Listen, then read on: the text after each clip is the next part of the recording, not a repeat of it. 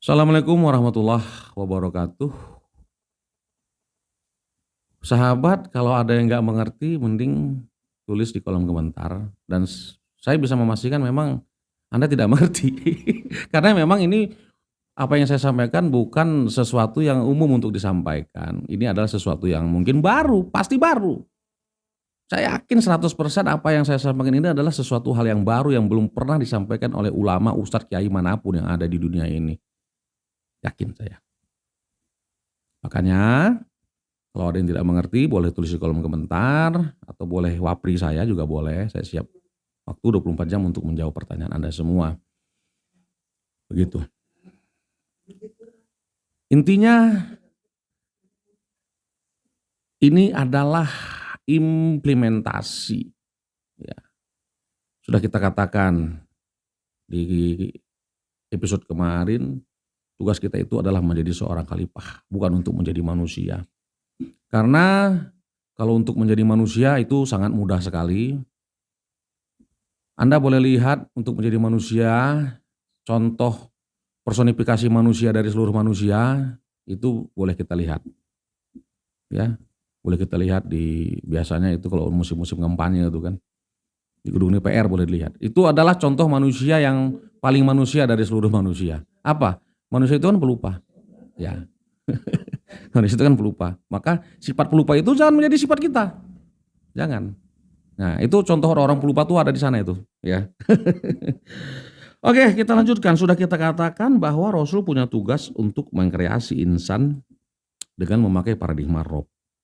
Sebab ya, sebagai pentarbiyah bukan paradigma insan sendiri, apalagi paradigma sosial budaya yang sudah diberlakukan di kalangan bangsa Quraisy.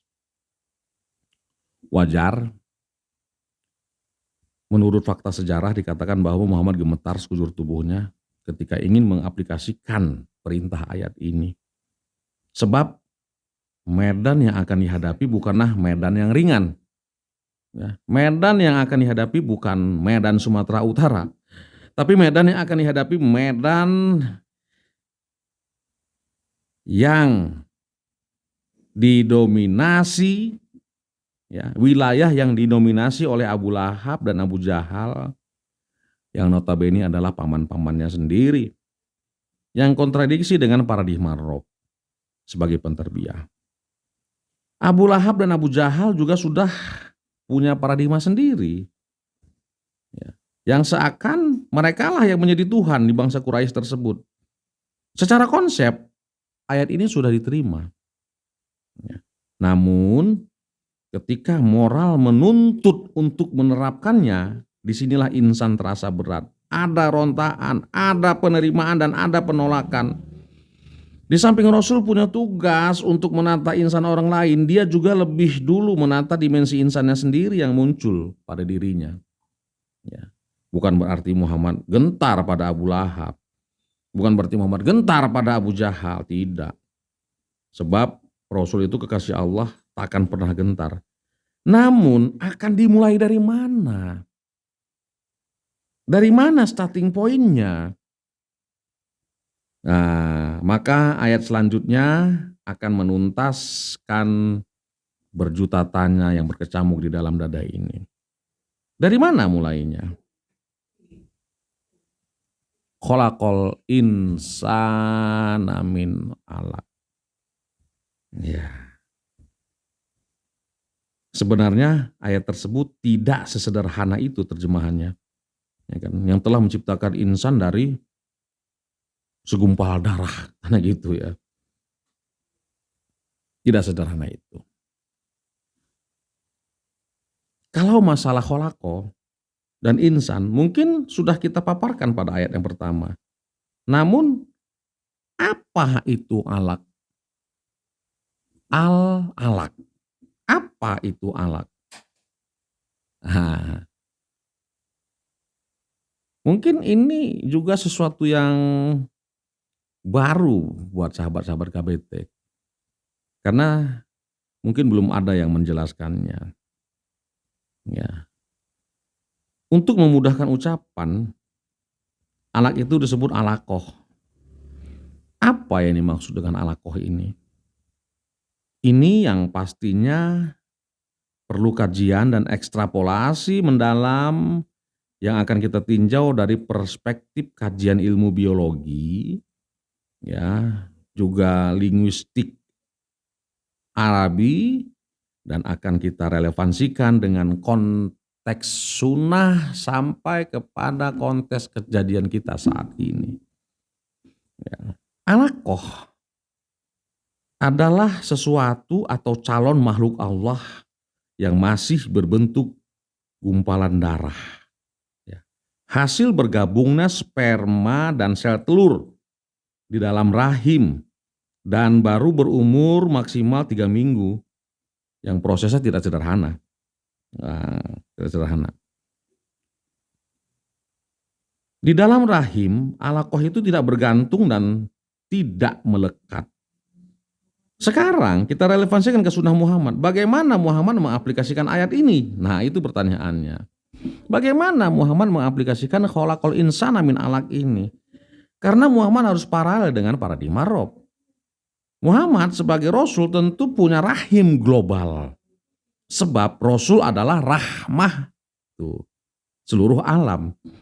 Dikala itu orang yang paling dekat, atau dengan kata lain orang yang dalam naungan rahimnya Rasulullah ini adalah Khadijah, Abu Bakar, dan Zaid.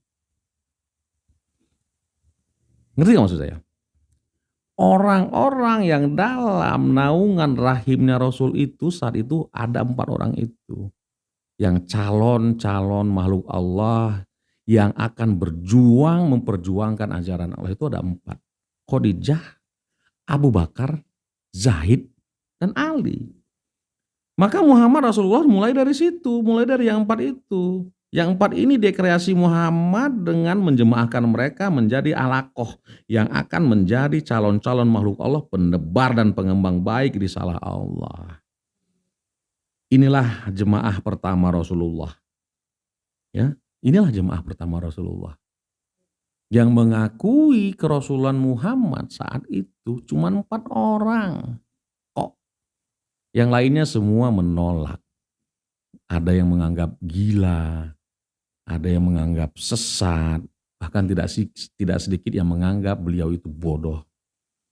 Ya, halusinasi, delusi, wah berbanyak gelarnya saat itu.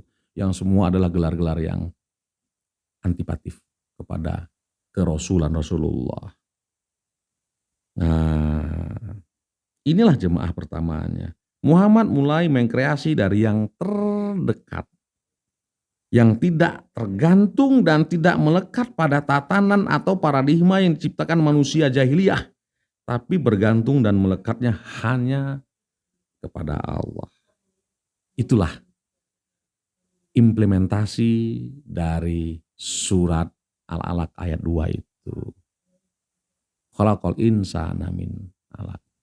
Maka sejak dini pula mari kita mulai menciptakan atau mengkreasi makhluk-makhluk Allah yang paradigmanya, yang perspektifnya, yang sudut pandangnya sama dengan tatanan yang sudah Allah buat untuk umat manusia.